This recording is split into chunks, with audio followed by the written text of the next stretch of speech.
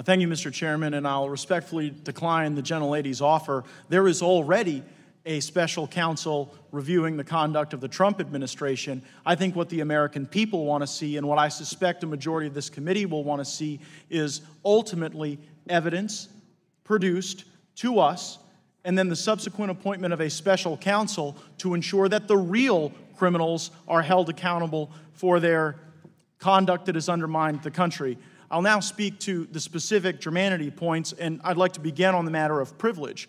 My language only impacts those documents which currently exist, and so there is no requirement under the language that I have produced for a new investigation to be undertaken or for new documents to be generated. If there are not documents responsive to the request made, that will simply be the response that the committee receives, and thus the privilege is not impaired and the amendment would be germane. As to whether or not the amendment expands the scope of the matter at hand, the gentlelady from Washington's amendment seeks to find information regarding the firing of James Comey, and my substitute amendment seeks information regarding the firing of James Comey. We simply have a more detailed and I would say more focused approach to what might be those things that Mr. Comey was fired about. And what's interesting about Mr. Comey's service is that that service did not solely occur under the presidency of Donald Trump. Mr. Comey was director of the FBI under the prior administration.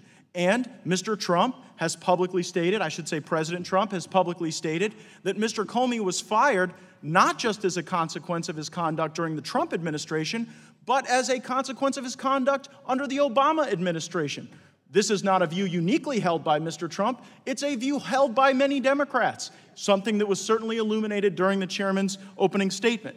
And so if there is an amendment that seeks information regarding Mr. Comey's firing, it is entirely within the scope of that amendment to determine whether or not Mr. Comey's refusal to investigate the crimes of the Clinton Foundation, whether Mr. Comey's observance of the unmasking of members of the Trump transition team, whether Mr. Comey's potential participation or knowledge of the Fusion GPS matter, where there was active collusion with Russia to undermine Donald Trump both before and after he was sworn in as president, is entirely within the scope. It is simply more focused, and I would say, Mr. Chairman, more in line with the views of the American people, and I would yield my remaining time.